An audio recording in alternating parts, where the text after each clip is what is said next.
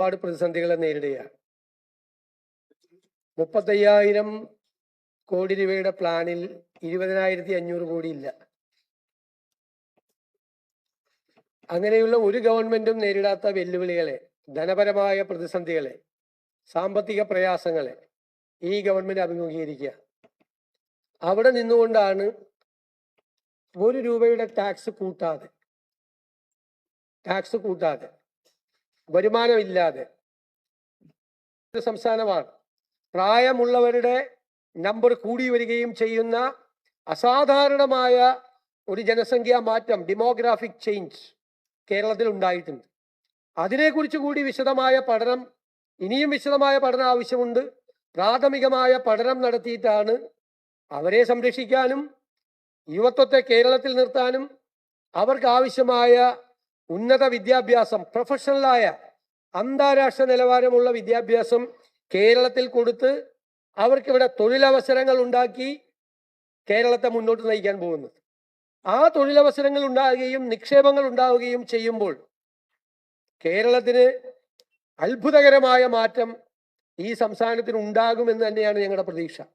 ഞങ്ങൾ മുന്നോട്ട് വെച്ച മിഷൻ സമുദ്ര, ഞാൻ നേരത്തെ സൂചിപ്പിച്ചിട്ടുണ്ട്, പുതിയുഗ യാത്രയിൽ അത് മൊത്തമായി കേരളത്തെ ഒരു തുറമുഖ നഗരമാക്കി മാറ്റാനുള്ള സ്വപ്ന പദ്ധതിയാണ്. അത് നടപ്പാക്കാൻ കഴിയുമെന്നുള്ള തികഞ്ഞ ആത്മവിശ്വാസമുണ്ട്. ദക്ഷിണേഷ്യയിലെ ഏറ്റവും മികച്ച ഏവിയേഷൻ ഹബ്ബാക്കി ചെറിയ സ്ഥലത്ത് 4 അന്താരാഷ്ട്ര വിമാനത്താവളങ്ങളുള്ള കേരളത്തെ മാറ്റാൻ പറ്റും. അതിനായിട്ടുള്ള പദ്ധതികൾ അവതരിപ്പിച്ചിട്ടുണ്ട്. ചെറുകിട, ഇടത്തരം, സൂക്ഷ്മ വ്യവസായ ഗവേഷണത്തിന് ഏറ്റവും കൂടുതൽ പ്രാധാന്യം കൊടുക്കുന്ന ഒരു സംസ്ഥാനമാക്കി കേരളം മാറണം. പുറത്തു നിന്നുള്ള വിദ്യാർത്ഥികൾ വരണം, ചികിത്സക്കായി ഇവിടെ ആളുകൾ എത്തണം തുടങ്ങിയ വലിയ പരിപാടികളാണ് ചെയ്തിരിക്കുന്നത്. സർക്കാരിന് മേലുള്ള ബാധ്യത കിഫ്ബിയും സോഷ്യൽ സെക്യൂരിറ്റി കമ്പനിയുടെയും ഉൾപ്പെടെ 87,012 കോടി രൂപ നിലനിൽക്കുമ്പോഴാണ് ഇത്തരം വലിയ പദ്ധതികൾക്ക് നമുക്ക് തുടക്കമിടാൻ കഴിയുന്നത് എന്നത് കൊണ്ട് പ്രവർത്തികൾക്ക് മാത്രം പണം ചെലവഴിക്കുന്ന ഏറ്റവും സുതാര്യമായ ഒരു സംവിധാനമാണ് ഈ വൺ കേരള കരുതൽ മിഷൻ എന്ന് പറയുന്ന പദ്ധതി. CSR ഫണ്ടും വ്യക്തികളുടെ ഫണ്ടും എല്ലാം ഉപയോഗിച്ചുകൊണ്ട് ഇന്ത്യയിൽ ആദ്യമായി മാതൃകാപരമായി ആളുകളെ ചേർത്ത് നിർത്താൻ, അവരെ സഹായിക്കാൻ, സർജറികൾ നടത്താൻ, അപൂർവ രോഗമുള്ള കുഞ്ഞുങ്ങളെ സഹായിക്കാൻ ഒക്കെ വേണ്ടിയിട്ടുള്ള വലിയ കാഴ്ചപ്പാടോടുകൂടിയ പദ്ധതിയാണ്. സ്പേസ് ഇക്കോണമി, കേരളത്തിന്റെ സാധ്യതകളെ നമ്മൾ നോക്കിയാൽ ISROയുടെ ആസ്ഥാനമാണ് തിരുവനന്തപുരം. ഇപ്പോൾ സ്പേസ് ഇക്കോണമി വലിയ ഒരു സാധ്യതയുള്ള ഏരിയയായി മാറിയിട്ടുണ്ട്. സ്വകാര്യ സാറ്റലൈറ്റുകൾ വരെ വിക്ഷേപണം നടത്തുന്ന ഒരു സ്ഥലത്ത്, ISROയുടെ പ്രധാന കേന്ദ്രമുള്ള ഒരു സ്ഥലത്ത് സ്വകാര്യ നിക്ഷേപങ്ങൾ കൂടി പ്രോത്സാഹിപ്പിച്ചുകൊണ്ടുള്ള ഒരു സ്പേസ് ഇക്കോണമി ഡെവലപ്പ് ചെയ്തു വരും. പട്ടികവർഗക്കാർക്ക് ആശ്വാസമാകുന്ന വയനാട്ടിലെ ട്രൈബൽ യൂണിവേഴ്സിറ്റി അവരുടെ ഇൻഡിജിനസ് നോളജിന്റെ കൂടി, പ്രാചീനമായ അറിവുകളെ കൂടി, ആധുനികമായ അറിവുകളെ കൂടി ഇന്റഗ്രേറ്റ് ചെയ്തുകൊണ്ടുള്ള വലിയൊരു കൺസെപ്റ്റാണ്, വലിയൊരിതാണ് അതിനുവേണ്ടി ചെയ്തിരിക്കുന്നത്. ആരോഗ്യ മേഖലയിൽ അതിൻ്റെ ക്വാളിറ്റി നിലനിർത്തുന്നതിന് വേണ്ടിയിട്ടാണ് Kerala health and life science city സ്ഥാപിച്ച് വലിയൊരു മെഡിക്കൽ ഡെസ്റ്റിനേഷനാക്കി കേരളത്തെ മാറ്റാനുള്ള നടപടികൾ സ്വീകരിക്കുന്നത്. റിസർച്ച് പാർക്ക് IIT മദ്രാസ് മോഡലിലുള്ള ഒരു റിസർച്ച് പാർക്കാണ്. നേരത്തെ പറഞ്ഞതുപോലെ ഇന്ത്യയിൽ ആദ്യമായി സീനിയർ സിറ്റിസൺസിന് ഒരു വകുപ്പുണ്ടാക്കിയ സംസ്ഥാനമാണ് കേരളം. അതിലേക്കുള്ള കെയർ ഗിവർ കോഴ്സുകൾ, അതിന്റെ സിലബസ് ഇന്റർനാഷണൽ സ്റ്റാൻഡേർഡ് ആയിരിക്കും. നഴ്സിംഗ് കോളേജുകൾ, മെഡിക്കൽ കോളേജുകൾ, പ്രൈവറ്റ് ആശുപത്രികൾ ഉൾപ്പെടെ, ഗവൺമെന്റ് ആശുപത്രികൾ ഉൾപ്പെടെ, മെഡിക്കൽ കോളേജുകൾ ഉൾപ്പെടെ ഈ ഒരു ലാൻഡ് മാനേജ്മെന്റ് പോളിസി ഉണ്ടാക്കി നിക്ഷേപങ്ങൾക്ക്, കൃത്യമായ നിക്ഷേപങ്ങൾക്ക് ആ ഭൂമി കൊടുക്കാൻ വേണ്ടിയിട്ടുള്ള ഒരു വലിയ സംരംഭം ഉണ്ടാകും.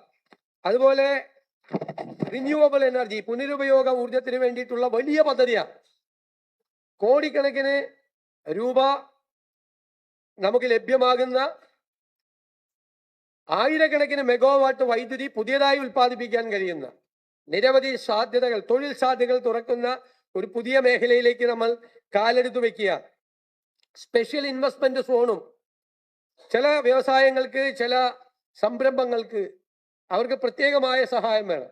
അതിനാണ് സ്പെഷ്യൽ ഇൻവെസ്റ്റ്മെന്റ് സോണ് ഉണ്ടാക്കുന്നത്. ബ്രാൻഡ് കേരളം, കേരളത്തിൽ ഉണ്ടാക്കുന്ന പ്രോഡക്റ്റുകൾ ഇനി തിരിച്ചറിയണം.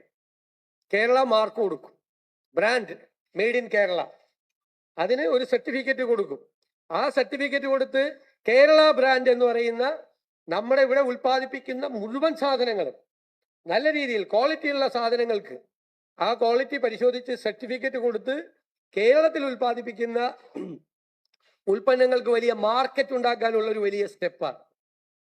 അത് യാഥാർത്ഥ്യമാകുമ്പോൾ കേരളത്തിലെ കാർഷിക ഉൽപ്പന്നങ്ങൾക്ക് വാല്യൂ ആഡഡ് പ്രോഡക്റ്റ് ഉണ്ടാവും, മൂല്യവർദ്ധിത ഉൽപ്പന്നങ്ങൾ കേരളത്തിൽ ഉണ്ടാവും നിരവധി കാര്യങ്ങൾക്ക്.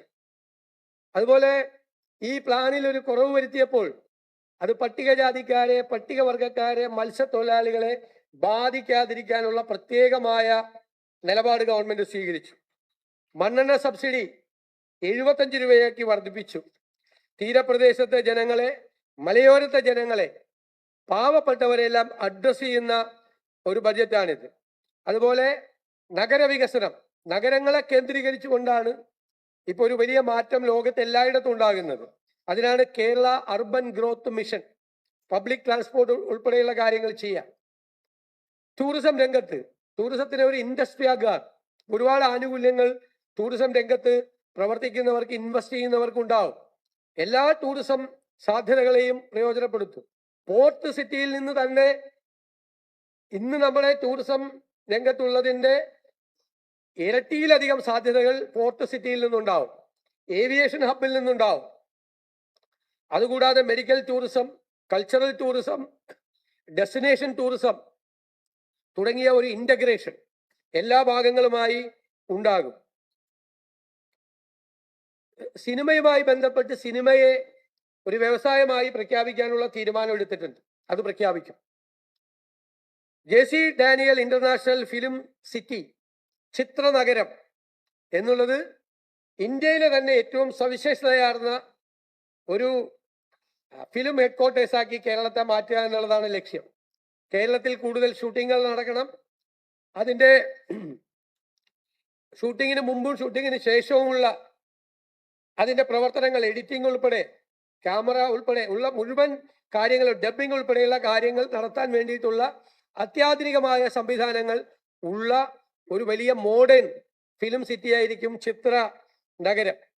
അതുപോലെ MT വാസുദേവൻ നായരുടെ സ്മരണയ്ക്കായുള്ള ഒരു കൾച്ചറൽ പാർക്ക്, ആ കൾച്ചറൽ പാർക്ക് വലിയ ഉദ്ദേശത്തോടു കൂടിയാണ് ചെയ്യുന്നത്.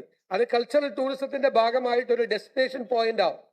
കേരളത്തിലെ തനത് കലാരൂപങ്ങൾ, നാടകം, സിനിമ, ഡോക്യുമെന്ററി, ജെൻസി ഫിലിംസ്, എല്ലാ കാര്യങ്ങൾക്കും, എല്ലാ കലാകാരന്മാർക്കും അവർക്കുള്ള വരുമാനമുണ്ടാക്കുന്നതിനും പരിപാടികൾ അവതരിപ്പിക്കുന്നതിനും ആർട്ട് ഗാലറികൾ ഉൾപ്പെടെയുള്ള ഒരുപാട് സംവിധാനങ്ങളുള്ള വലിയൊരു കൾച്ചറൽ പാർക്കായി അതിനെ മാറ്റും.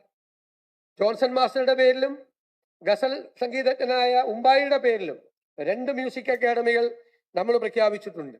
ഗ്യാരണ്ടിയിൽ പ്രഖ്യാപിച്ച 2 കാര്യങ്ങൾ നടത്തി. ഇനി മൂന്നാമത്തത് ഉമ്മൻചാണ്ടി ആരോഗ്യ ഇൻഷുറൻസ് പദ്ധതി നടപ്പിലാക്കുന്നതിനുള്ള പ്രാരംഭ നടപടികൾ നമ്മൾ ആരംഭിച്ചു. കേരളത്തിന്റെ ഭക്ഷണത്തെ പ്രോത്സാഹിപ്പിക്കാനുള്ള പാചകകല ഇൻസ്റ്റിറ്റ്യൂട്ട് ഉണ്ട്. പ്രകൃതി ദുരന്തങ്ങളെ നേരിടാൻ, കാലാവസ്ഥാ വ്യതിയാനം ഉണ്ടാക്കുന്ന ദുരന്തങ്ങളെ അഭിമുഖീകരിക്കാൻ ഏറ്റവും ആധുനികവൽക്കരിച്ച എല്ലാ വലിയൊരു പങ്ക് പ്രവാസികൾക്ക് വഹിക്കാൻ കഴിയും. തിരുവനന്തപുരം, കോഴിക്കോട് ലൈറ്റ് മെട്രോ പദ്ധതിയും അതുപോലെയുള്ള പദ്ധതിയാണ്. നമ്മൾ തദ്ദേശ സ്വയംഭരണ സ്ഥാപനങ്ങൾക്കുള്ള വികസന ഫണ്ട് 28.5% ഉയർത്തി. റബ്ബറിന്റെ താങ്ങുവില 200-ൽ നിന്നും 250 പാലിന്റെ ഉൽപാദനം 1 കോടി ലിറ്ററായി വർദ്ധിപ്പിക്കാനുള്ള പദ്ധതികൾ ഉൾപ്പെടെ ഉണ്ട്.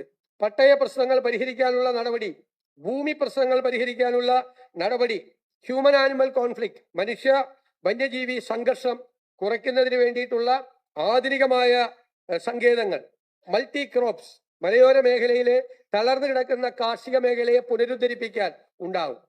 ഭൂനിയമങ്ങൾ ആ കാലത്ത് വന്നപ്പോൾ അത് വളരെ നല്ല പ്രോഗ്രസീവ് ആയിട്ടുള്ള ഭൂനിയമങ്ങളാണ്. പക്ഷെ പല ഭൂനിയമങ്ങളും ഔട്ട്ഡേറ്റഡ് ആണ്, കാലഹരണപ്പെട്ടതാണ്, പല കാര്യങ്ങൾക്കും തടസ്സം നിൽക്കുന്നതാണ്. അതുകൊണ്ടൊരു ഭൂപരിഷ്കരണം 2 എന്നുള്ള രീതിയിൽ ഭൂനിയമങ്ങളിൽ ആവശ്യമായ മാറ്റങ്ങൾ വരുത്തും. ഒരു സംശയമില്ല. തോട്ടം മേഖലയിൽ ടൂറിസത്തിനും മൾട്ടി ക്രോപ്സിനും പ്രാധാന്യം കൊടുക്കും. ധാരാളം അതുപോലത്തെ സംവിധാനങ്ങൾ, ഭാവിയെ മാറ്റിമറിക്കാൻ കഴിയുന്ന നിരവധി സംവിധാനങ്ങളാണ് ഇതിനകത്ത് ഏർപ്പെടുത്തിയിരിക്കുന്നത്. ഞാൻ ബജറ്റ് പ്രസംഗം വിശദമായി വായിച്ചതുകൊണ്ട് എല്ലാ കാര്യങ്ങളും വീണ്ടും ആവർത്തിക്കുന്നില്ല. ഒരുപാട് കാര്യങ്ങൾ ബജറ്റിലുണ്ട്. അതിൻ്റെ ഒരു പെർഫോമൻസ്, ആ ബജറ്റിൽ നിർദ്ദേശിച്ചിരിക്കുന്ന കാര്യങ്ങൾ വളരെ സമയബന്ധിതമായി വളരെ ഭംഗിയായി തീർക്കാൻ വേണ്ടിയിട്ടുള്ളൊരു മെക്കാനിസം കൂടി ഉണ്ടാക്കും.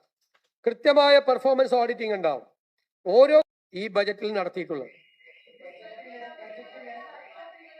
ഒരാൾ